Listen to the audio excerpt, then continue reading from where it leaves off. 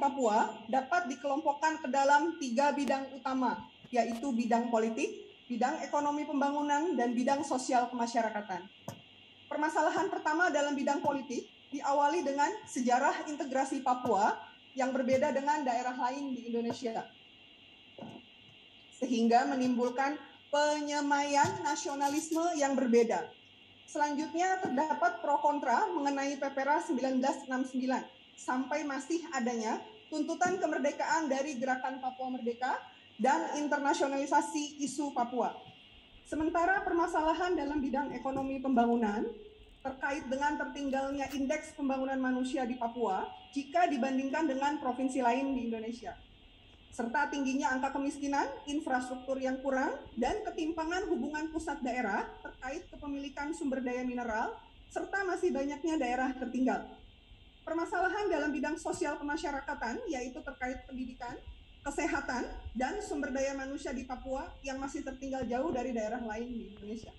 Secara yuridis, Papua sudah sah menjadi bagian dari NKRI, diperkuat dengan New York Agreement 15 Agustus 1962, dan tercatat di dalam Majelis Umum PBB berdasarkan resolusi nomor 1752 serta resolusi PBB nomor 2504 yang mencatat penentuan pendapat rakyat bahwa Papua merupakan bagian dari Indonesia.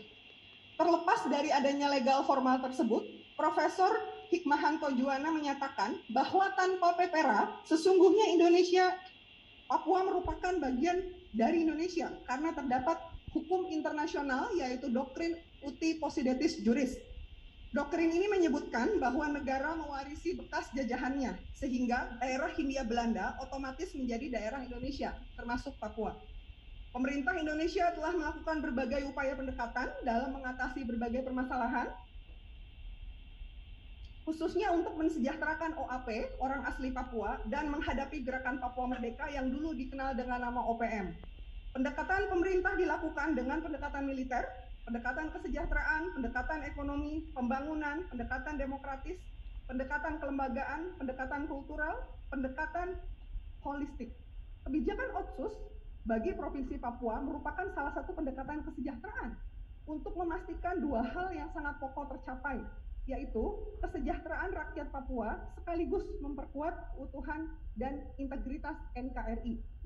Otonomi khusus yang berlaku di Papua menurut Katarina 2017 merupakan gong kebijakan dari penanganan permasalahan di Papua.